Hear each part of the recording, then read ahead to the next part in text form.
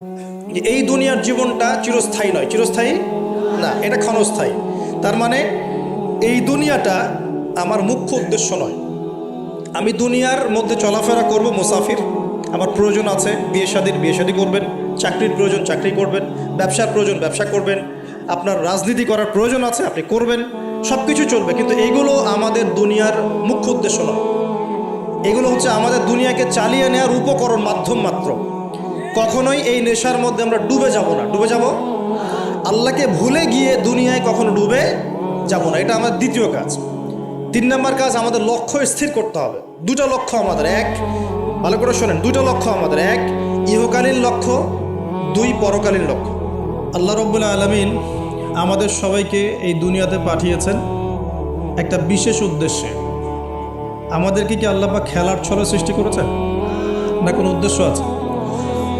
উদ্দেশ্যটা আল্লাহ পাক বলেছেন সূরাতুজ যারিয়াত এর 56 নম্বর আয়াতে। কোন সূরা, কত নম্বর আয়াত? আল্লাহ পাক বলছেন আউযু বিল্লাহি মিনাশ শাইতানির রাজিম, বিসমিল্লাহির রহমানির রহিম। আল্লাহ পাক বলছেন ওয়ামা খালাকতুল জিন্না ওয়াল ইনসা ইল্লা লিয়াবুদুন। আল্লাহ রাব্বুল আলামিন বলছেন, আল্লাহ পাক কি কথা বলেন? বলেন না? অনেকে বলছে না, আল্লাহ পাক কথা বলেন না। কোরআন কার বাণী? আকীদা পরিষ্কার করেন, কোরআন কি আল্লাহর মাখলুক না আল্লাহর কালাম? মাখলুক মানে কি? সৃষ্টি। আমরা মাখলুক কিনা? কোরআনও কি আমাদের মতোই মাখলুক, নাকি কোরআন আল্লাহর কালাম? কালাম শব্দের অর্থ কি? কথা বা বাণী। তার মানে আল্লাহ রাব্বুল আলামিন কথা বলেন, আল্লাহ রাব্বুল আলামিন বলছেন। তার মানে কি আল্লাহ পাক এটা ওহী নাজিল করেছেন। আল্লাহ পাক বলছেন ওয়ামা খালাকতুল জিন্না ওয়াল ইনসা ইল্লা লিয়াবুদুন। আল্লাহ বলছেন আমি জিন আর মানব জাতিকে শুধুমাত্র আমার ইবাদত করার জন্যই সৃষ্টি করেছি, অন্য কোনো কারণে সৃষ্টি করি নাই। এখানে 2টা শ্রেণী পাওয়া গেল, একটা হচ্ছে জিন জাতি, একটা কে? মানব জাতি। জিন জাতিকে আমরা দেখতে পারি, দেখেছেন কখনো জিন? দেখেন নাই, কিন্তু আমাদের সমাজে অসংখ্য জিনগ্রস্ত মানুষ ঘুরে বেড়াচ্ছে। আমি বলি, ঢাকা শহরে যে মেয়েগুলো চলাফেরা করে শপিং মলে, রাস্তাঘাটে, এখানে ওখানে, এদের একটা ভালো অংশ কিন্তু জিনগ্রস্ত, জিন ধরা। এটা হয়তো বলবেন কেমন করে এটা বলতে পারেন? হ্যাঁ, আল্লাহর নূর যাদের মধ্যে আছে তারা বলতে পারে। বহু মেয়ে আছে রাস্তাঘাটে ঘোরাফেরা করে, এরা জিনগ্রস্ত, জিন ধরা। জিন ধরা না হলে ওরকম নগ্ন হয়ে ঢং করে রাস্তায় চলাফেরা করতো না। উপরে একটা জিনের প্রভাব কি আছে? আছে। বিশ্বাস করছেন না? আল্লাহর নবীজি বলেছেন মুহাম্মদুর রাসূলুল্লাহ সাল্লাল্লাহু আলাইহি ওয়াসাল্লাম যে যখন কোনো মেয়ে বেপর্দা হয়ে বাহিরে বের হয় তখন শয়তান, শয়তান মানে শয়তান জিন না ফেরেশতা, তখন শয়তান ওই মেয়ের সৌন্দর্যকে পুরুষের চোখে লোভনীয় বা আকর্ষণীয় করে তোলে। কে করে তোলে? শয়তান। তোমাদের কারো যদি কোনো গায়রে মাহরাম বেপর্দা কোনো মেয়েকে দেখে খারাপ চিন্তা জেগে যায়, তাহলে তোমরা বাসায় চলে যাবে। কোথায় যাবে? বাসায়। সেখানে গিয়ে তোমাদের স্ত্রীর সাথে সময় কাটাবে, ইনশাআল্লাহ তোমাদের সেই খারাপ চেতনা চিন্তা দূর হয়ে যাবে। তার মানে এই হাদিস থেকে প্রমাণ হচ্ছে শয়তান বেপর্দা মেয়েদেরকে সুন্দর করে উপস্থাপন করে। জিন ধরা মেয়ে আছে সমাজে, এবং কোনো কোনো ক্ষেত্রে এখন ছেলেদেরকেও জিন ধরছে, ধরছে না? মাঝে মাঝে দেখবেন যে এই শীতকালে কিছু কনসার্ট হয়, দেখেছেন? কনসার্ট হয়, ফ্যাশন শোজ হয়, আরও অনেক ধরনের প্রোগ্রাম হয়। এগুলোকে নাম দিয়েছে মানুষ সংস্কৃতি। কী নাম দিয়েছে? ওখানে উঠে দেখবেন যে বড় বড় চুল আছে, অনেক লম্বা লম্বা চুল, একদম স্টেজের উপর উঠে লাফালাফি ঝাপাঝাপি করছে, দেখেন নাই? মিউজিক্যাল কিছু ইনস্ট্রুমেন্ট নিয়ে, দেখেন নাই? তো আপনার কি মনে হয় এরা সুস্থ? এটা সবার সাথেই জিন শয়তান আছে। কি আছে? আচ্ছা, একটা কথা বলি, কোনো কোনো ক্ষেত্রে ওয়াজ মাহফিলের প্যান্ডেলেও দেখা যায় কিছু কমেডিয়ান, কিছু বাউল, এরা মানুষকে ডিজে জিকির শেখায়, দেখেন নাই? ডিজে জিকির, একজন গান গায়, একজন কথা বলে, কেউ চা খাওয়ায়, কেউ কফি খাওয়ায়, কেউ ঢেলেও দেয়।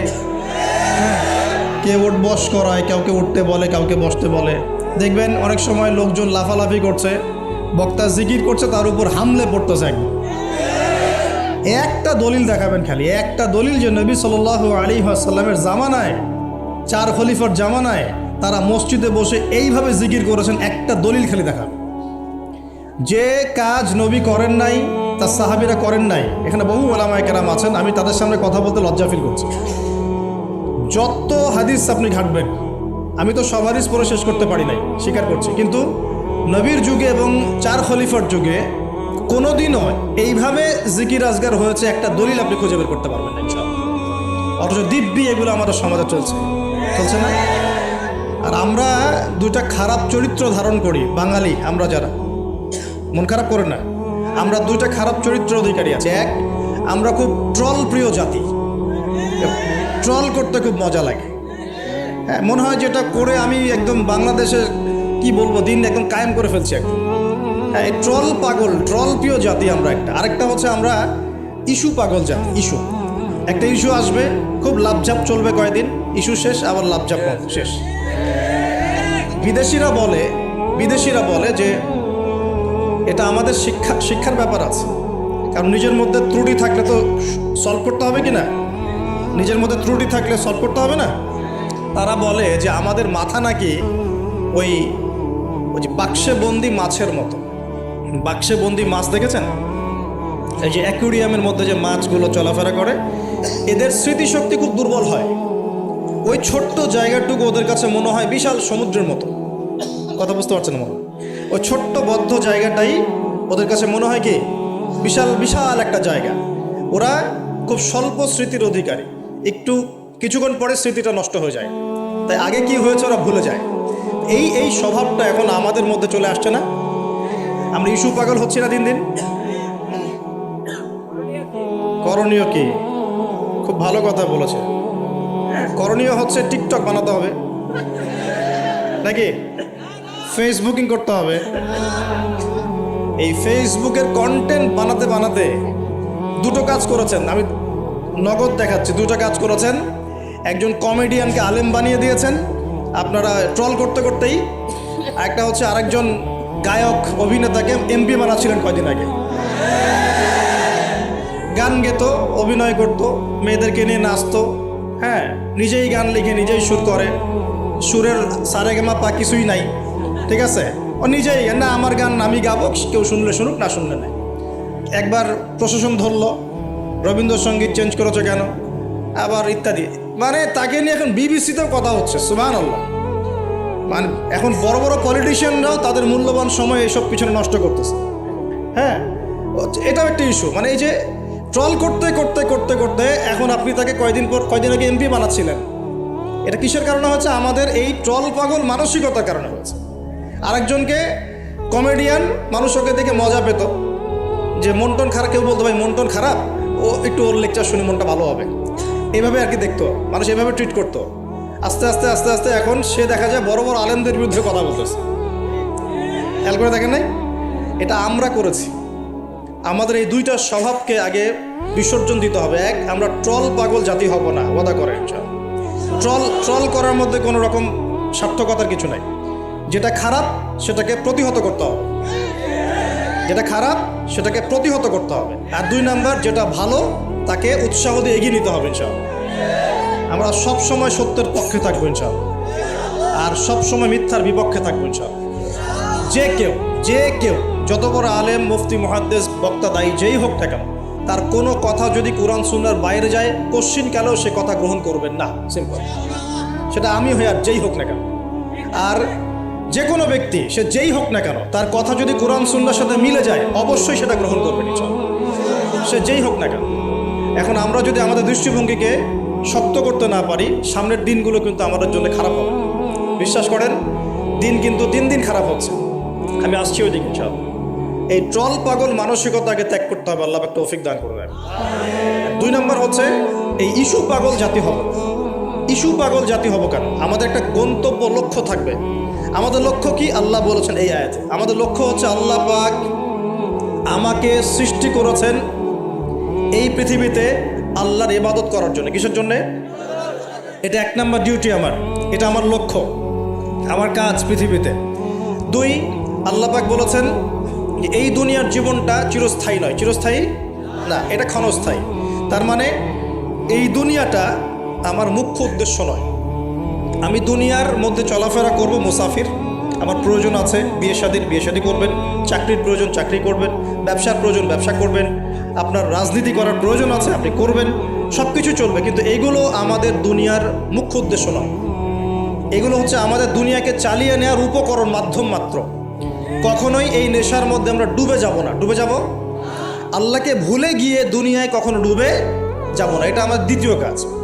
3 নম্বর কাজ, আমাদের লক্ষ্য স্থির করতে হবে। 2টা লক্ষ্য আমাদের, 1, ভালো করে শোনেন, 2টা লক্ষ্য আমাদের, 1 ইহকালীন লক্ষ্য, 2 পরকালীন লক্ষ্য। কয়টা লক্ষ্য? 1 ইহকালের লক্ষ্য, 2 পরকালের। ইহকালের লক্ষ্য কি? আল্লাহ পাক বলছেন সূরা সফের মধ্যে, সফ মানে শাড়ি, সূরা সফটা পড়ে দেখবেন বাসায় গিয়ে আজকে। আল্লাহ পাক বলছেন হুয়াল্লাযী আরসালা রাসূলাহু বিল হুদা ওয়া দীনিল হাক্কি লিইয়ুযহিরাহু আলা দ্বীনি কুল্লি। আল্লাহ পাক বলতে চাচ্ছেন যে তিনি সেই মহান আল্লাহ যিনি তার পক্ষ থেকে নবী রাসূল পাঠিয়েছেন, শেষ নবী মুহাম্মদ সাল্লাল্লাহু আলাইহি ওয়াসাল্লামকে পাঠিয়েছেন এবং আসমানি কিতাবসমূহ পাঠিয়েছেন, এই কোরআন সুন্নাহ নাজিল করেছেন। কি উদ্দেশ্যে? লিইয়ুযহিরাহু আলা দ্বীনি কুল্লি, যাতে করে দিন ইসলাম, এই দিন ইসলাম অন্য সমস্ত দিনের উপর বিজয় লাভ করতে পারে। বলেন সুবহানাল্লাহ। তাহলে আরেকটা উদ্দেশ্য পেলাম। কি উদ্দেশ্য? এই দিন নিজে পালন করব এবং এই দিনকে অন্য দিনের উপর বিজয় ঘটানোর চেষ্টা করব। এখন প্রশ্ন যে এই দিন কি অটোমেটিকলি বিজয় লাভ করবে? মান্না এবং সালোয়া কি এখনো করবে, নাকি আমাদেরকে রিজিকের চেষ্টা করতে হয়? এই যে আমরা চাকরি বাকরি ব্যবসা করি, আল্লাহর কাছে দোয়া করি না, আল্লাহ আমাকে রিজিক দান করো, এই দোয়া করে কি ঘরে বসে থাকি, নাকি দোকান খুলি, কষ্ট করি, ব্যবসা করি, চাকরি করি, তাই করি না? একইভাবে আল্লাহ পাক বলেছেন দুনিয়াতে পাঠিয়েছি আমার ইবাদত করার জন্যে, এবং আল্লাহ পাক নবী রাসূল পাঠিয়েছেন বিশেষ করে শেষ নবী মুহাম্মদ সাল্লাল্লাহু আলাইহি ওয়াসাল্লামকে, যাতে এই দিন ইসলাম অন্য সমস্ত দিনের উপর বিজয়ী হতে পারে। এখন বিজয় কি এমনি এমনি হবে? কিভাবে বিজয় লাভ করবে? আল্লাহ বলছেন সূরা মুহাম্মাদে। কোন সূরায় বলেন? সূরা মুহাম্মাদ। কখনো পড়েছিলেন? কেউ বলতে পারবেন আল কোরআনুল কারীমে আমাদের নবী মুহাম্মদ সাল্লাল্লাহু আলাইহি ওয়াসাল্লামের নাম কতবার আছে? কতবার? 4 বার। কয়বার? তাও কাছাকাছি গিয়েছে, আলহামদুলিল্লাহ, শুকরিয়া। তো প্রিয় ভাই, সূরা মুহাম্মাদের মধ্যে আল্লাহ পাক বলছেন কিভাবে বিজয় লাভ করবে, কিভাবে বিজয় লাভ করবে। আল্লাহ পাক বলছেন খুব ছোট্ট করে, ইন তানসুরুল্লাহা ইয়ানসুরকুম ওয়া ইউসাব্বিত আকদামাকুম। শেষ। আল্লাহ বলছেন তোমরা সবাই, মানে উম্মতে মুহাম্মাদি, তোমরা যদি আল্লাহকে সাহায্য করো, আল্লাহ তোমাদেরকে সাহায্য করবে। শুধু তাই না, ওয়া ইউসাব্বিত আকদামাকুম, তোমাদের পা পদযুগলকে আল্লাহ পাক দৃঢ় করে রাখবেন, পিছলে যাবে না ইনশাআল্লাহ। আরও বলছেন আল্লাহ পাক ওয়া ইন তাতাওয়াল্লাউ, যদি আমাকে সাহায্য না করে, দিনকে সাহায্য না করে তোমরা পৃষ্ঠ প্রদর্শন করো। পৃষ্ঠ প্রদর্শন বুঝি তো? মানে দিনের পরোয়া না করে তোমরা তোমাদের মতো চলো, দিনের প্রতি কোনো মায়া মহব্বত নাই, দিন প্রতিষ্ঠার কোনো ফিকির নাই। আল্লাহ বলছেন ওয়া ইন তাতাওয়াল্লাউ, তোমরা যদি মুখ ফিরিয়ে নাও, ইয়াস্তাবদিল কওমান গায়রাকুম, আল্লাহ পাক অন্য কওমকে হেদায়েত দিয়ে তোমাদের জায়গায় নিয়ে আসবেন। সুম্মা লা ইয়াকুনু আমসালাকুম, এরা তোমাদের মতো অপদার্থ হবে না। কে বলেছেন? আল্লাহ পাক। তাহলে আমাদের দায়িত্ব পেয়ে গেলাম। 1 নাম্বার কাজ হচ্ছে এই দুনিয়াতে এসেছি আল্লাহ পাকের ইবাদত করার জন্য, শেষ। এখন ইবাদত বলতে শুধু নামাজ রোজা হজ জাকাতি নয়, বরং জীবনের প্রতিটা কাজই কি ইবাদত, যদি সেই কাজটা নবী সাল্লাল্লাহু আলাইহি ওয়াসাল্লামের সুন্নত মতো হয়। বলেন সুবহানাল্লাহ। প্রতিটা কাজ। এই যে এমনকি স্ত্রী সহবাস করাও, স্ত্রী সহবাস মানুষ কেন করে? এটা আমাদের প্রবৃত্তির চাওয়া, এটা প্রবৃত্তি দমন করার জন্য হালাল পথ প্রয়োজন, হারামে গেলে গুনাহ হয়ে যাবে। এই জন্য হালাল পথে গিয়ে স্ত্রী সহবাস মানুষ করে, এর মধ্য দিয়ে বংশবৃদ্ধি হয়। এই কাজটা তো আমরা আমাদের স্বার্থে করি। ইস্তেঞ্জা, পেশাব পায়খানা আমরা কার স্বার্থে করি? আমাদের স্বার্থে না অন্য কারো স্বার্থে? খাওয়া দাওয়া কার জন্য খাই? নিজের জন্য না অন্যের জন্য? ঘুমাই কার স্বার্থে? আমার ভালোর জন্য না অন্যের ভালোর জন্য? এই যতগুলো কাজ আমরা করি, ঘুম, খাওয়া, ওঠা, বসা, চলাফেরা, স্ত্রী সহবাস, পেশাব পায়খানা, ব্যবসা বাণিজ্য, চাকরি বাকরি, রাজনীতি, অর্থনীতি, সব কিছু, প্রতিটা কাজকেই ইবাদত হিসেবে গণ্য করা যাবে যদি সেই কাজটা রাসূলুল্লাহ সাল্লাল্লাহু আলাইহি ওয়াসাল্লামের সুন্নত মতো হয়। বাস পারা যাবে না ইনশাআল্লাহ। একটু নিয়াতটা পরিবর্তন করে কাজের পদ্ধতি চেঞ্জ করলেই ইবাদত হয়ে যাবে। বাসায় গিয়ে যদি ঘুমান, একদম ঠাপাস করে লাইটটা অফ করলেন আর এই যে মোবাইল টিপতে টিপতে ঘুম দিলেন, এই ঘুমে কোনো নেকি নাই। কি আছে? কোনো নেকি নাই, কিন্তু খালি রেস্ট নেওয়া হবে আর কি। রেস্ট নেওয়া, ওই ঘুমের মধ্যেই শয়তান এসে চেপে ধরবে, ধরে না শয়তান চেপে ধরবে। আর যদি বিছানটা সুন্দর করে ঝাড়েন, বিসমিল্লাহ বলে লাইটটা অফ করেন, দরজাটা বিসমিল্লাহ বলে বন্ধ করেন, এই যে আপনার খোলা যে পাত্রগুলো আছে, পানি খাওয়ার পাত্র, জগ, গ্লাস, এগুলোকে বিসমিল্লাহ বলে ঢেকে দেন। ঢাকার কিচ্ছু না পেলে একটা কাঠি অন্তত বিসমিল্লাহ বলে রেখে দিতে হয়, একটা কাঠি অন্তত বিসমিল্লাহ বলে রেখে দিতে হয়। তারপরে আপনি মশারি খাটাচ্ছেন, বিছানা ঝাড়ু দিচ্ছেন, পারলে একটু ওযু করে আসলেন, এসে পড়লেন একবার সূরা ইখলাস, একবার ফালাক, একবার নাস, মানে কুল হুয়াল্লাহু আহাদ, কুল আউযু বিরাব্বিল ফালাক, কুল আউযু বিরাব্বিন নাস পড়ে ফু দিয়ে এভাবে মাথাটাকে মাসাহ করলেন একদম গায়ের নিচ পর্যন্ত। এই কাজটা আরও একবার করলেন, আরও একবার করলেন, মানে 3 বার করলেন। এরপর আয়াতুল কুরসি পড়লেন, সূরা বাকারার শেষের 2টা বা 3টা আয়াত পড়লেন, যদি সম্ভব হয় সূরা মুলকটা পড়লেন। ওটা পারছেন না, ঠিক আছে, 33 বার সুবহানাল্লাহ, 33 বার আলহামদুলিল্লাহ, 34 বার আল্লাহু আকবার পড়লেন। পরে ডান দিকে কাত হলেন, হাতটাকে গালের নিচে রাখলেন, রেখে বললেন আল্লাহুম্মা বিইসমিকা আমুতু ওয়া আহইয়া। কি বললেন? আল্লাহুম্মা বিইসমিকা আমুতু ওয়া আহইয়া। আচ্ছা, কিচ্ছু পারেন না, এত কিছুই পারলেন না, শুধু ডান দিকে কাত হয়ে এখানে গালের নিচে হাত রেখে বললেন আল্লাহুম্মা বিইসমিকা আমুতু ওয়া আহইয়া। এখন আপনি 4 ঘন্টা, 4.5 ঘন্টা, 5 ঘন্টা, 6 ঘন্টা ঘুমালেন। এই যে সময়টুকু ঘুমিয়ে আছেন, আপনি বিশ্বাস করেন এই ঘুমানোর কারণে আপনার আমল নামায় নেকি লেখা হবে।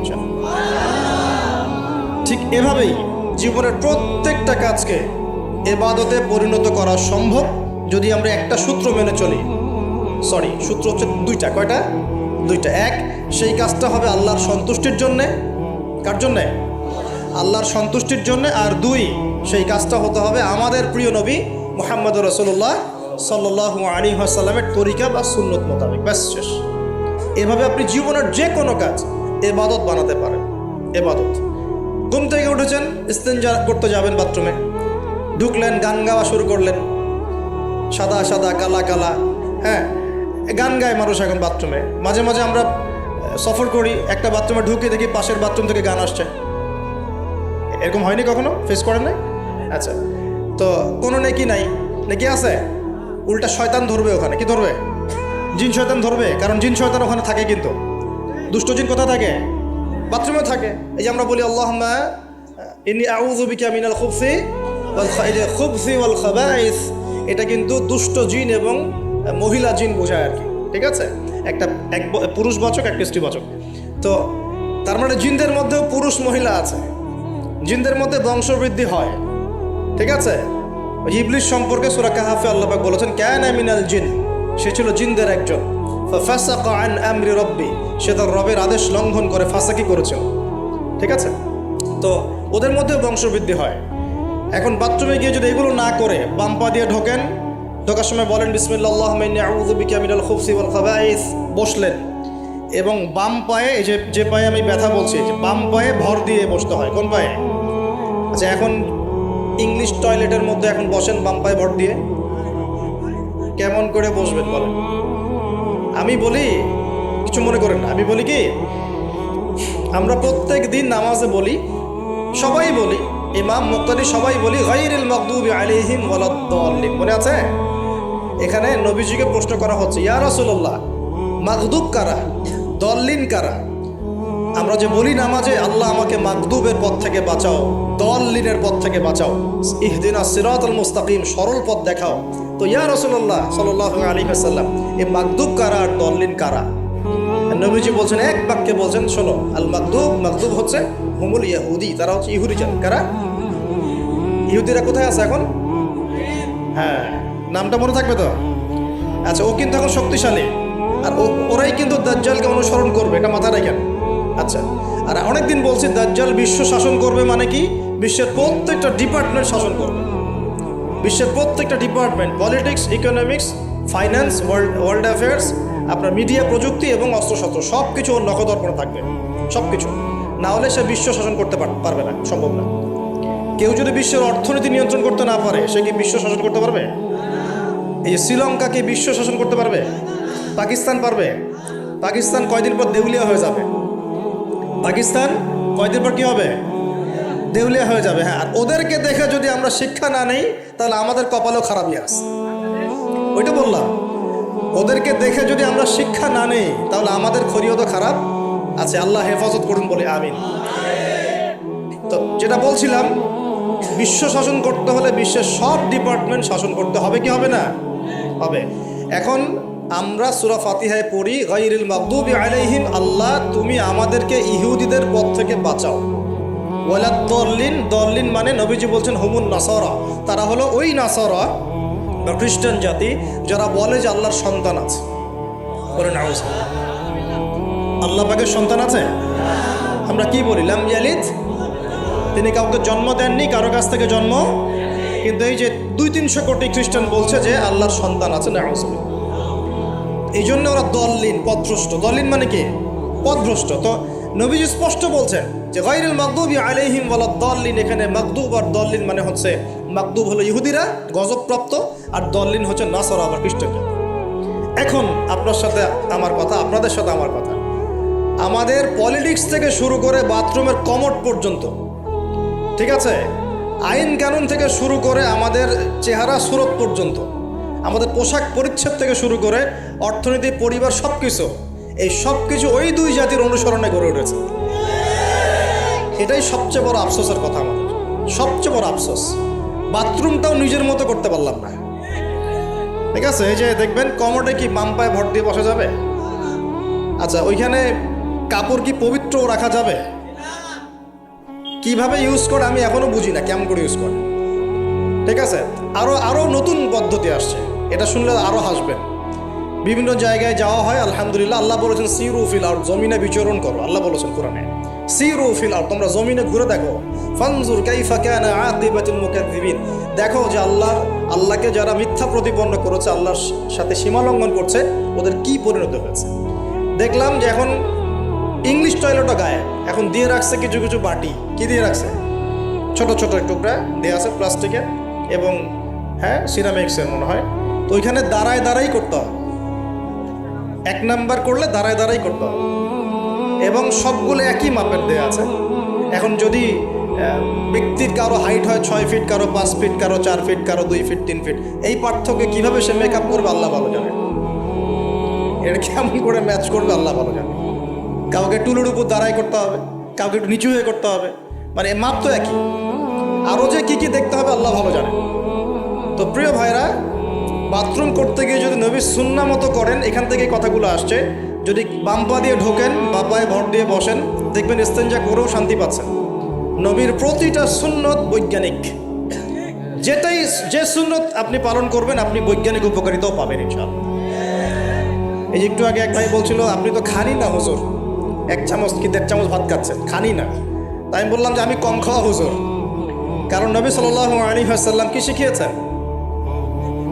তিনি বলেছেন আমরা যা খাই না, তিনি নবী হওয়ার পরে মনে হয় সেটাও খেতে পারেন নাই। বিশ্বাস করছেন না? এরকম 3-3টা মাসের চাঁদ চলে যেত যে নবী সাল্লাল্লাহু আলাইহি ওয়াসাল্লামের বাসায় চুলাও জ্বলে নাই। আর আমাদের তো একবেলা যদি না খাই, তাহলে আল্লাহর উপর কত শেকায়াত, কত অভিযোগ, তাই না ভাই? আচ্ছা, তারপরে তিনি বলছেন একজন ব্যক্তির এতটুকু খাওয়াই যথেষ্ট যে কোমর, মেরুদণ্ড সোজা করতে পারে, আল্লাহর ইবাদত করতে পারে। আর যদি তোমাদের খেতেই হয়, তাহলে পেটটাকে 3 ভাগ করে খাবে। কয় ভাগ? 1 ভাগ খাবার রাখবে, 1 ভাগ পানি খাবে, আর 1 ভাগ এই শ্বাস প্রশ্বাস চলাচলের জন্য ফাঁকা রাখবে। কয়জন এর উপর আমল করে দেখাতে পারে? কতজন মানুষ আছে? আর যারা একদম গোগ্রাসে খায়, এদের ব্যাপারে কোরআনে এবং হাদিসে কিন্তু মারাত্মক কথা আছে। আল্লাহর নবী সাল্লাল্লাহু আলাইহি ওয়াসাল্লাম বলেছেন যে তোমরা খুব বেশি ঢেকুর তুলো না। কি করো না? একজন সাহাবী খুব ঢেকুর উঠাচ্ছে, সাহাবী না আসলে, উনি পাশ দিয়ে যাচ্ছিলেন, খাবার দাবার খেয়ে পাশ দিয়ে যাচ্ছিলেন। তো নবীজি তার ঢেকুর তোলা দেখে বলছেন যে তোমরা বেশি ঢেকুর তুলবে না, কারণ দুনিয়াতে যে ব্যক্তি বেশি পেট পুড়ে খাবে, কাল কিয়ামতের মাঠে সে সবচেয়ে বেশি ক্ষুধার্ত থাকবে। পারেন না? খাবেন আপনি, নিজের পেটটাকে 3 ভাগ করবেন, এক ভাগ খাবার, এক ভাগ কি পানি, আর এক ভাগ শ্বাস প্রশ্বাসের জন্য ফাঁকা। আর এই ব্যাপারে একটা কথা বলে দেই, শেষ জামানায় কিন্তু খাবারগুলো সব করাপ্টেড হয়ে যাবে। কী হবে? খাবার ভেজাল হবে, ভেজাল। এটার দলিল সূরা কাহাফে আছে, আমি এটা ব্যাখ্যা করব না আজকে। সূরা কাহাফে আছে, আমি ব্যাখ্যা করব না, শুধু ইন্ডিকেশন দিচ্ছি। 309 বছর ঘুমিয়েছিলেন আসহাবুল কাহফ। কত বছর? 309 বছর ঘুম থেকে উঠেই তারা প্রথম যে অনুভবটা করেছেন সেটা হলো তারা ক্ষুধার্ত। তারা কি ক্ষুধার্ত? দেখেন, 309 বছর পর যদি আপনি ঘুম থেকে ওঠেন, আপনার কাছে এই দুনিয়াটা আজীব মনে হবে, হবে না? কিন্তু ওনারা ক্ষুধার্ত, পকেটে কিছু মুদ্রা ছিল, যেই মুদ্রাগুলোর মান 309 বছরও কমে যায় নাই। কমে গিয়েছে না? এখন আপনি আপনার মুদ্রা নিয়ে ঘুমান 300 বছর, দেখেন তারপর কি হয়। কি হবে? টাকা থাকবো না যাইব গা? আচ্ছা, তারপরে শুনেন, এরপরে উঠেই তারা বলছে ফালিয়ানজুর আইয়ুহা আজকা তুআমা, এই মুদ্রাগুলো দিয়ে বাজারে কাউকে পাঠাও, তোমাদের 9 জন 10 জনের মধ্যে একজনকে বাজারে পাঠাও। ফালিয়ানজুর, সে যেন বাজারে গিয়ে দেখে আইয়ুহা আজকা তুআমা, কোন খাবারটা পবিত্র খাবার, ফ্রেশ খাবার। ঘুম থেকে উঠেও ফ্রেশ খাবারের দিকে তাদের নজর কেন? আর এই সূরা আপনাকে দাজ্জালের ফিতনা থেকে বাঁচাবে কেন? আর দাজ্জালের যুগেই বা সব দাজ্জালের শাসনের যুগে সব খাবারগুলো আস্তে আস্তে ম্যানুফ্যাকচার্ড এবং ভেজাল হচ্ছে কেন? এগুলোর মধ্যে মিল আছে না? তার মানে যত জামানা শেষের দিকে যেটা থাকবে, খাবারের ভেজাল তত বাড়তে থাকবে। এই সময় আপনাকে অবশ্যই ফ্রেশ খাবার খুঁজে খুঁজে বের করতে হবে। খাবার আগে মানুষ খেত, খাবারের মধ্যেই চিকিৎসা ছিল, তাই না? রোগের আরোগ্য ছিল। এখন সেই খাবার খেয়ে মানুষ অসুস্থ হয়ে যাচ্ছে। বুঝতে পারছেন না? খাবারের মধ্যে থাকে উপাদান, ভালো উপাদান, যে উপাদানগুলো পেটের ভিতরে গেলে, শরীরে গেলে শরীরটা সুস্থ হয়। এখন সেই খাবার খেয়েই মানুষ অসুস্থ হয়ে যাচ্ছে। এটা কোন হাদিসের সাথে মেলে জানেন? আনতালিদাল আমাতু রাব্বাতুহা, দাসী তার মনিবকে জন্ম দিবে। দাসী মনিবকে জন্ম দিবে মানে হচ্ছে সমাজের ন্যায় অন্যায়, হক বাতিল, সত্য মিথ্যার মানদণ্ড উল্টে যাবে। যেটা ভালো সেটা হয়ে যাচ্ছে খারাপ, খারাপটা হচ্ছে ভালো। সমাজে সত্যবাদী ব্যক্তি হয়ে যাচ্ছে মিথ্যাবাদী, মিথ্যাবাদীকে মানুষ সত্যবাদী বলা শুরু করেছে। আমানতদার ব্যক্তি হয়ে যাচ্ছে খেয়ানতকারী, খেয়ানতকার ব্যক্তিগুলো আমানতদার হয়ে যাচ্ছে। সমাজের সবচেয়ে ভালো মানুষকে মানুষ খারাপ বলছে, সবচেয়ে খারাপ মানুষকে খুব ভালো বলছে। উল্টে যাচ্ছে, খেয়াল করে দেখেন, উল্টে যাচ্ছে। বাবা এখন বাবার হাতে ছেলে মায়ের খাচ্ছে, ছেলের হাতে মা মায়ের খাচ্ছে, এরকম হচ্ছে না? যাকে একটা দায়িত্ব দিয়ে রাখবেন, যে বাবা তোমার উপর আমি বিশ্বাস করলাম, দায়িত্ব দিলাম, সে আপনার বিশ্বাস ভঙ্গ করে রেখে দিচ্ছে। এই হচ্ছে না? বিশ্বাস উঠে যাচ্ছে, প্রতারণা বাড়ছে। মানে কি? মানুষ আল্লাহ পাকের হালালগুলোকে হারাম করে নিচ্ছে, হারামগুলো হালাল করে নিচ্ছে। বুঝতে পারছেন না মনে হয়? হালালগুলোকে মানুষ আস্তে আস্তে হারাম করতেছে, হারামগুলোকে আস্তে আস্তে হালাল করতেছে। এটা হচ্ছে না? হচ্ছে। খুব খেয়াল করেন। তো এখানে খাবার খেয়ে আপনার উপকার পাওয়ার কথা, খাবার খেয়ে আপনি অসুস্থ হয়ে যাচ্ছেন। উল্টা হচ্ছে, উল্টা চলতেছে দুনিয়া। দুনিয়া কি চলছে? উল্টা। ছেলে পড়ছে মেয়ের পোশাক, মেয়ে পড়ছে ছেলের পোশাক। আজ বলতে কি শুধু নামাজ রোজা হজ জাকাত না, জীবনের সব কাজ? এই একটা জিনিস যদি বুঝতে পারি, আমাদের আজকের ওয়াজ সফল ইনশাআল্লাহ। আমরা আমাদের জীবনের প্রতিটা কাজ আমাদের প্রিয় নবী মুহাম্মদুর রাসূলুল্লাহ সাল্লাল্লাহু আলাইহি ওয়াসাল্লামের তরিকা মতো করবো ইনশাআল্লাহ। রাজি আছেন ইনশাআল্লাহ? তাহলে এখন বলেন, 5 ওয়াক্ত নামাজ নবীর তরিকায় পড়া যাবে তো ইনশাআল্লাহ? নবীর তরিকায় নামাজ মানে ধীর স্থিরভাবে নামাজ। আমি এই তর্কে যাব না, হাত বাঁধবেন কোথায়, ঠিক আছে? ওই তর্ক সবাই করে না, ওই তর্ক সবাই করে না। এই মাসআলাগুলোকে নিয়ে যারা মুফতি আছেন তারা কথা বলেন, আমি মুফতি নই। অতএব এই মাসআলাগুলোকে নিয়ে আমি আপনাদের সাথে কোনো কথা বলছি না। আমি বলছি আপনাদেরকে, নামাজ প্রতিষ্ঠা করা, কায়েম করার মানে হচ্ছে নামাজটা হতে হবে নবীর মতো খুশু খুজুতে। খুশু খুজু কী জিনিস? নামাজটা ধীর স্থিরভাবে হবে। নামাজে কি পড়ছি সেটা বোঝার চেষ্টা করতে হবে। নামাজে কি বলছি আল্লাহর সাথে সেটা বোঝার চেষ্টা করতে হবে। নামাজে রুকুর অর্থ কী, তাসবিহ কি, সেজদায় আমি কি পড়ি, 2 সেজদার মাঝখানের দোয়ার অর্থ কী, তাশাহুদ দরুদ দোয়া মাসুরের অর্থ কী, নামাজের সেজদায় আমি বেশি বেশি দোয়া করতে পারছি কি না, নামাজ পড়েও আমি গোনা থেকে বেঁচে থাকতে পারছি কি না, এই বিষয়গুলো বেশি ইম্পর্টেন্ট। আমি কি বুঝতে পারছি? নামাজ ধীর স্থিরভাবে, রিল্যাক্সে, তাড়াহুড়ো নাই, বুঝে বুঝে পড়ার চেষ্টা করবেন। আল্লাহ পাক তৌফিক দান করুন। যারা নামাজ ধরি ছেড়ে দেই তাদের জন্য একটা হাদিস। নবী সাল্লাল্লাহু আলাইহি ওয়াসাল্লাম বলেছেন, মান তারাকা সালাতান মুতাআম্মিদান ফাকাদ কাফার। মনে রাখবেন, নবীজি বলেছেন, কেউ যদি তার উপরে অর্পিত ফরজ নামাজ ছেড়ে দেয়, নামাজ ওরাকে জরুরি মনে করে না, ফাকাদ কাফারা, সে ব্যক্তি কুফরি করলো। বলে নাউজুবিল্লাহ। নামাজ কি ছাড়বো ভাই ইনশাআল্লাহ? আল্লাহ পাক আমাদের সবাইকে 5 ওয়াক্ত নামাজি বানিয়ে দেন, বলি আমিন। এবং রমজান মাস আসার আগেই নামাজের স্পিড আবার ধরতে হবে, পারবো তো ইনশাআল্লাহ? আল্লাহ আমাদের সবাইকে কবুল করুন, বলি আমিন। এবং রমজান মাসে সুস্থতার সাথে রোজা রাখার তৌফিক দান করুন। রমজানের শব্দটা যখন এসেই গেল, তখন আর দুটা কথা বলি।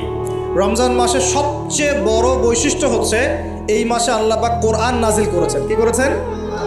এখন সারা বিশ্ব জুড়ে একটা ইস্যু চলছে না, কোরআন ইস্যু, কোরআন পুড়িয়ে দেয় ইস্যু, মনে আছে? যে কোরআন পুড়িয়ে দিয়েছে, আমার দৃষ্টিতে তার চেয়ে বড় অধম সেই ব্যক্তি যে মুসলিম পরিবারে জন্মগ্রহণ করেও কোরআন তেলাওয়াত করা শেখে নাই। হয়তো আমার কথা বুঝতে পারছেন। কোরআন একজন পুড়িয়ে দিয়েছে, যদি আমার ক্ষমতা থাকতো ওর গর্দান নামাই দিতাম, কিন্তু তার চেয়েও বড় অপরাধী আমার কাছে আছে, আমাদের চোখে আছে। কে? যে মুসলিম পরিবারে 20-30-40 বছর থেকে আছে, মুসলিম সমাজে, মুসলিম পরিবারে নামাজে যায়, ইমামদেরকে চেনে, আলেমদের সাথে সম্পর্ক আছে, এরপরেও সে কোরআন তেলাওয়াত করতে পারে না। এ বড় অপরাধী আমার কাছে। কে বড় অপরাধী? এটা লজ্জার না? একটা মুসলিম পরিবারের থেকে আমি কোরআন তেলাওয়াত করতে জানবো না, লজ্জার না? নাকি আপনারা সেই সব শায়েখ হতে যাচ্ছেন যে কোরআন তেলাওয়াতও করতে জানে না, বাহাসের জন্য ডাকে মানুষকে? দেখেন নাই এরকম আছে না? মনে হয় যেভাবে ইসলাম পালন করা যাবে? ইসলামের জ্ঞান অর্জনের প্রথম ধাপটাই হচ্ছে বিশুদ্ধ করে কোরআন তেলাওয়াত করা। প্রথম ধাপ কি? আগে বিশুদ্ধ করে কোরআন তেলাওয়াত করা শিখতে হবে, এরপরে আসবে কোরআন হিফসের ব্যাপার, আরবি ব্যাকরণ শেখার ব্যাপার, কোরআনের তাফসীর করার ব্যাপার, হাদিসের ইবারত পড়ার যোগ্যতা অর্জন করা, আস্তে আস্তে আকীদা পড়বে, উসুলের বই পড়বে, ফিকহের বই পড়বে, তারপর এই যে আপনার কুতুবে সিত্তা পড়ে শেষ করবে, তারপরে গিয়ে সে মাশাআল্লাহ একজন দায়ী, আলেম, মুফতি, এগুলো হচ্ছে আলহামদুলিল্লাহ। তো শুরুটা কোত্থেকে হচ্ছে? কোরআন বিশুদ্ধ করে তেলাওয়াত করা। এই শুরুটাই যদি আমাদের ঠিক না হয়, তাহলে কি কোরআন ঘরে রেখে খালি চুমু খেলে হবে? কোরআন কি খালি চুমু খাওয়ার জন্যে? কোরআন থেকে তাবিজ লেখার জন্যে? কোরআন বাবা মারা গেলে কোরআন তেলাওয়াত করবো এই জন্যে? 40-60 দিন কোরআন তেলাওয়াত করবো এই জন্যে? কেউ মারা গেল, ব্যাস আমরা কোরআন দিয়ে একটা মাহফিল করে দিলাম, ব্যাস সব হয়ে গেল? আস্তাগফিরুল্লাহ। আল্লাহ পাক আমাদের সবাইকে যেন কোরআন তেলাওয়াত শেখার তৌফিক দান করেন। একটা চ্যালেঞ্জ গ্রহণ করেন যে আমি নিজে কোরআন তেলাওয়াত করা শিখবো, আরও 10 জনকে শিখাবো ইনশাআল্লাহ। পারা যাবে না? যদি এই একজন প্রত্যেকে যদি নিজে শিখি, আর প্রত্যেকে যদি 10 জন করে শিখাতে পারি, শোনেন, প্রত্যেকে যদি নিজে শিখি এবং নিজ নিজ পরিবার বা নিজের আমার আন্ডারে যারা আছে, মনে করেন আপনি একজন একটা গার্মেন্টসের মালিক, আপনার আন্ডারে অনেক মানুষ চাকরি করে না?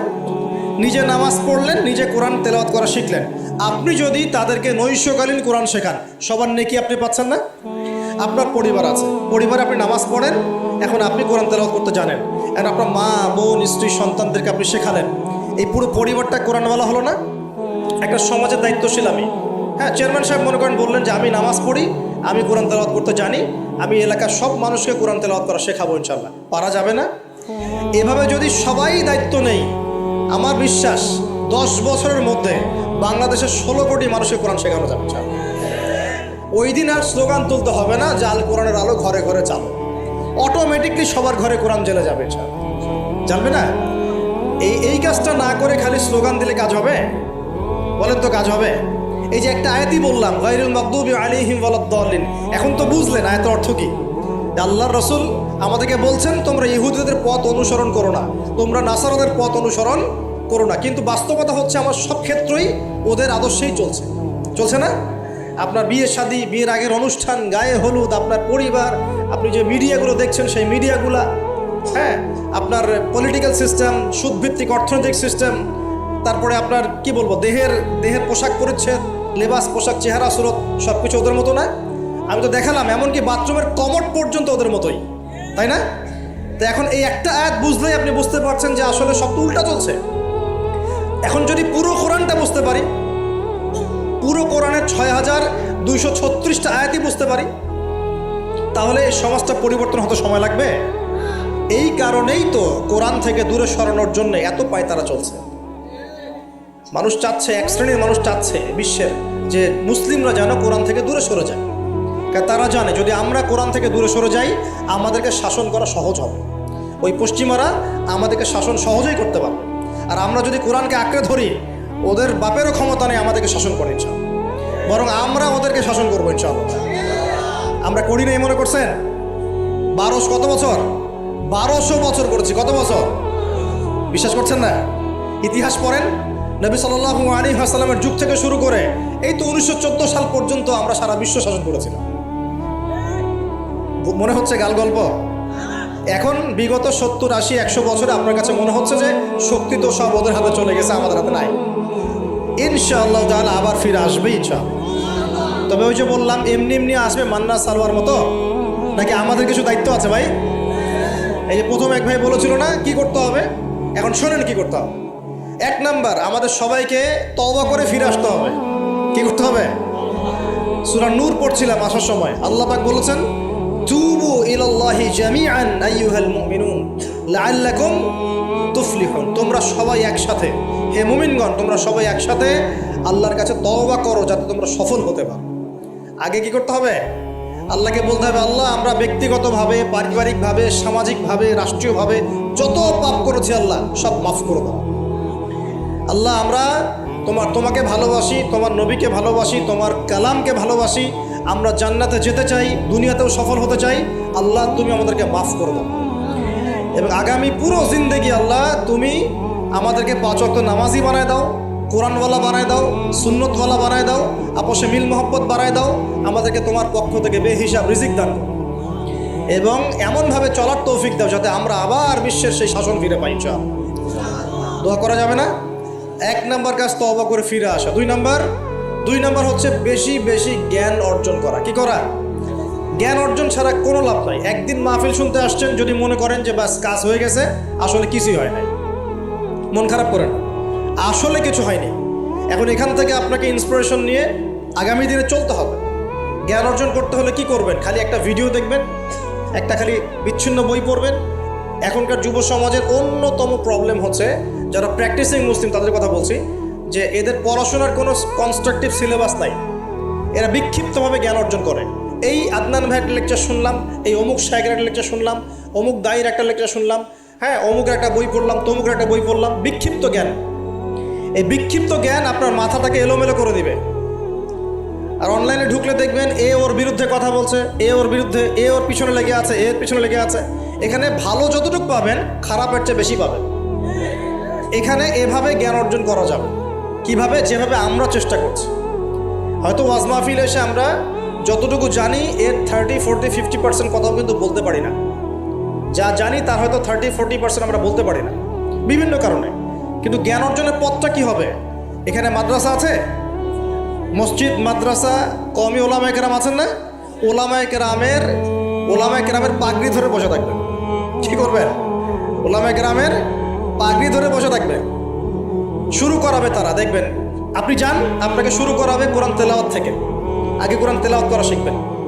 সময় লাগুক 1 বছর, লাগুক, যাক 1 বছর লাগবে, আমি শিখবো, ব্যাস 1 নাম্বার।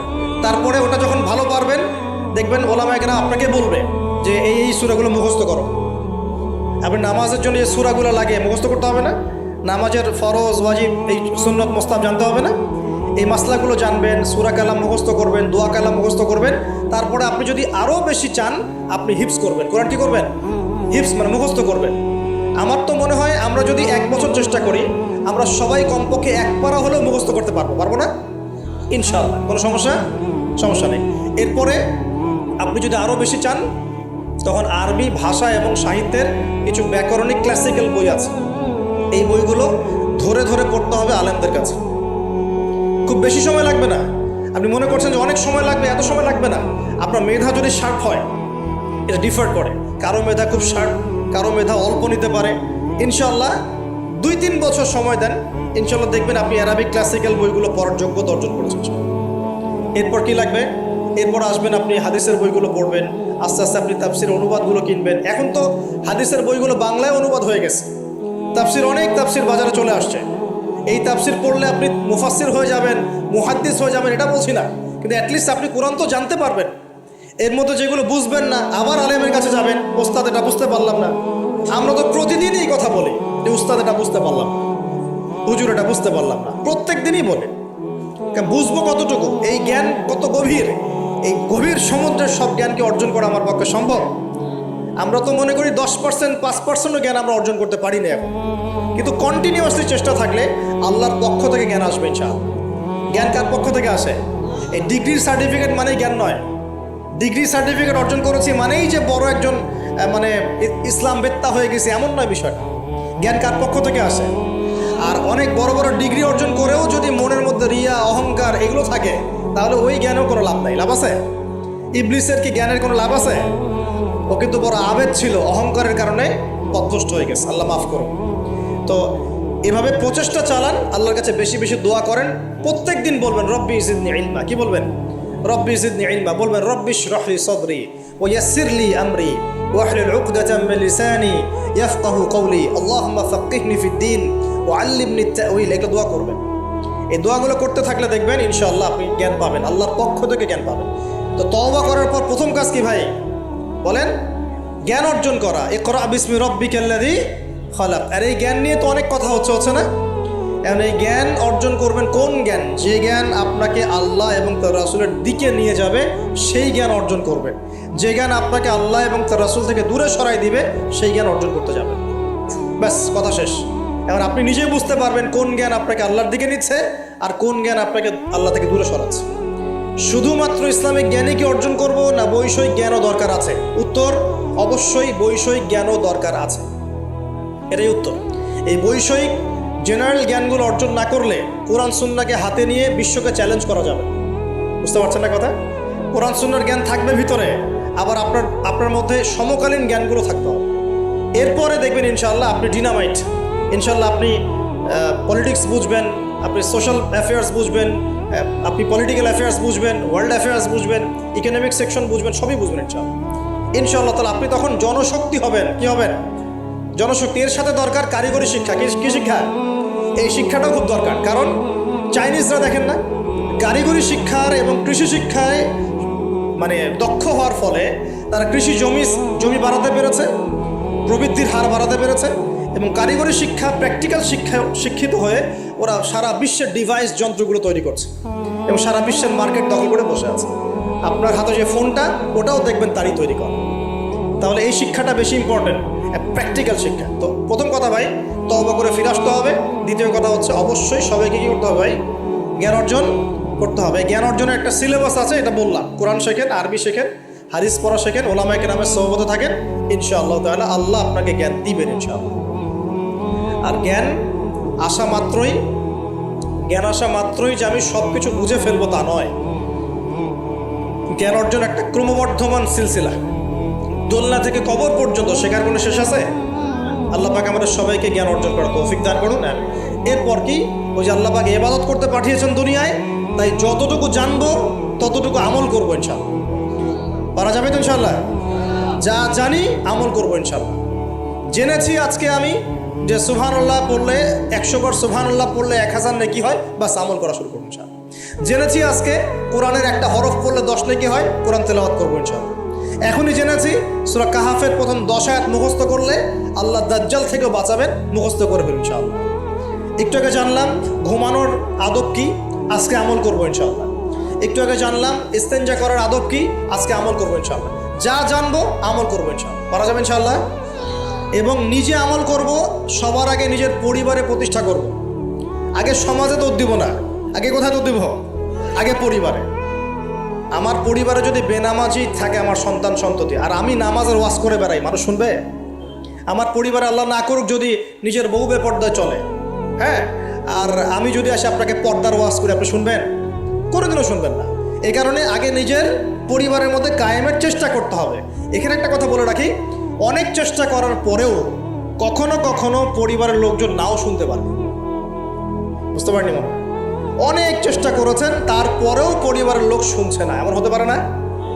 নূহ আলাইহিস সালামের ক্ষেত্রে হয় নাই, লূত আলাইহিস সালামের ক্ষেত্রে হয়নি, হয়েছে। তাই বলে হতাশ হবেন না, তখন ওদের হিসাব ওরা দিবে, আপনার হিসাব আপনি দিবেন। আপনি আপনার মতো চেষ্টা করেছেন, আল্লাহ পাক তৌফিক এনায়েত করুন। পরিবারে প্রতিষ্ঠা করব আমল, এরপরে আমি সমাজে দাওয়াতি কাজ করব। দুটো কাজ করব, এক আমর বিল মারুফের কাজ করব, সবাইকে সৎ কাজে আদেশ করব, সৎ কাজে আদেশ করব। আর দুই তানহাউনা আনিল মুনকার ওয়া নাহি আনিল মুনকার, এই কাজ করব, মানুষকে আমি অন্যায় থেকে নিষেধ করবো ইনশাআল্লাহ। কেন? কারণ আল্লাহ পাক সূরাতুল আলী ইমরানের 110 নম্বর আয়াতে বলেছেন, কুনতুম খায়রা উম্মাহ, তোমরা হচ্ছে শ্রেষ্ঠ জাতি। তোমরা মানে আমরা, উম্মতে মুহাম্মাদি। তোমাদের কাজ তিনটা, কুনতুম খায়রা উম্মাহ উখরিজাত লিন-নাস, তোমাদেরকে মানব জাতির কল্যাণের জন্য বের করা হয়েছে। তা'মুরুনা বিল মারুফ, তোমরা সবাই মানুষকে সৎ কাজে আদেশ করবে। ওয়া তানহাউনা আনিল মুনকার, সবাই তোমরা অসৎ কাজে নিষেধ করবে। ওয়া তু'মিনুনা বিল্লাহ, আল্লাহর প্রতি ঈমান রাখবে। এই তিনটা আমাদের কাজ। আল্লাহ পাক আমাদের সবাইকে এই আমর বিল মারুফ নাহি আনিল মুনকার এই আমল করার তৌফিক দান করুন। এগুলো শেখার জন্য তাবলীগ জামাত একটা ভালো প্ল্যাটফর্ম। ওখানে যাবেন, সময় লাগাবেন, আপনাকে সুন্নত শেখাবে, নামাজের ট্রেনিং দেওয়া হবে, নামাজ পড়া শেখাবে, আপনাকে দাওয়াত দেওয়া শেখাবে। সীমাবদ্ধতা সবার মধ্যেই আছে, তারপরেও আমাদেরকে এই ধাপগুলো অতিক্রম করেই সামনের দিকে যেতে হবে। আল্লাহ পাক তৌফিক দান করুন।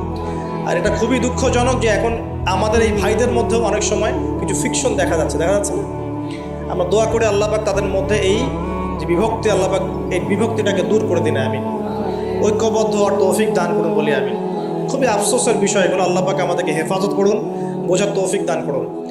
ওয়া'তাসিমু বিহাবলিল্লাহি জামিআন ওয়া লা তাফাররাকু, আল্লাহ বলছেন তোমরা সবাই আল্লাহর রজ্জু একসাথে ধরো, ঐক্যবদ্ধভাবে, দলে দলে বিভক্ত হয়েও না।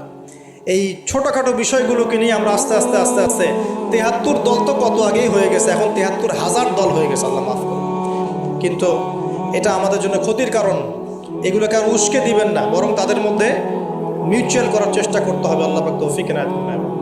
তো প্রিয় ভাইরা, আমরা আমর বিল মারুফ নাহি আনিল মুনকারের কাজ করব এবং পাশাপাশি পারিবারিক আদর্শ ঠিক করব, আর অবশ্যই হালাল খাওয়ার চেষ্টা করবো ইনশাআল্লাহ। নিজেদের যে প্রতিভা আল্লাহ পাক দিয়েছেন, কাউকে ক্ষমতা দিয়েছেন, কাউকে অর্থ দিয়েছেন, কাউকে বলার যোগ্যতা দিয়েছেন, কাউকে লেখার যোগ্যতা দিয়েছেন, ঠিক আছে? যাকে আল্লাহ পাক যা দিয়েছেন আল্লাহর পক্ষ থেকে, এটাকে দিনের কল্যাণে কাজে লাগানোর চেষ্টা করবো ইনশাআল্লাহ তাআলা। দেখবেন ইনশাআল্লাহ আবার সেই সোনালী দিন ফিরে আসবে ইনশাআল্লাহ, যেদিন আমরা নিজেরাও আমল করব, পরিবারও সুন্দর হবে, সমাজও সুন্দর হবে, ইসলাম এই জমিনেও বিজয়ী হবে ইনশাআল্লাহ, আর আখিরাতে তো জান্নাতে যাবো ইনশাআল্লাহ তাআলা। আল্লাহ পাক আমাদের সবাইকে এই দুনিয়াতে আসার উদ্দেশ্যটা মনে রাখার তৌফিক দান করুন। আল্লাহ বলেছেন দুনিয়ায় পাঠিয়েছি আল্লাহর ইবাদত করার জন্য, অন্য কোনো কারণে নয়। দুইটা কাজ করলে ইবাদত হবে, এক প্রতিটা কাজ আল্লাহ সন্তুষ্টির জন্য করব, দুই নবীর সুন্নাহ মতো করব। এর ফলে কি হবে? এর ফলে আমরা সেই গন্তব্য অর্জন করব যেটা সূরা আলী ইমরানের 185 নম্বর আয়াতে বলা আছে। কত নম্বর আয়াত? 185। এটাই শেষ আয়াত। আল্লাহ রাব্বুল আলামিন বলছেন কুল্লু নাফসিন যায়িকাতুল মাউত, এই কারাগারের দুনিয়ার জীবন সংক্ষিপ্ত, এখানে সমস্ত সত্তা মৃত্যুর স্বাদ গ্রহণ করবে, ঠিক আছে? এবং কিয়ামতের মাঠে তোমাদের সবাইকে যার যার প্রতিদান দেওয়া হবে। এবার তোমাদের গন্তব্য শোনো, ফামান যুহজিহা আনিন নার, ওই দিন যাকে জাহান্নামের আগুন থেকে বাঁচানো হবে, ওয়া উদখিলাল জান্নাহ, এবং জান্নাতে ঢুকিয়ে দেওয়া হবে, ফাকাদ ফাজ, ওই ব্যক্তি হচ্ছে সফল। This is the real definition of success. কথা বুঝতে চেষ্টা করেন, এটা হচ্ছে the real and final destination and definition of success. এটা সাফল্যের সবচেয়ে সেরা এবং কি বলবো, চূড়ান্ত সাফল্যের সংজ্ঞা। এটা হলো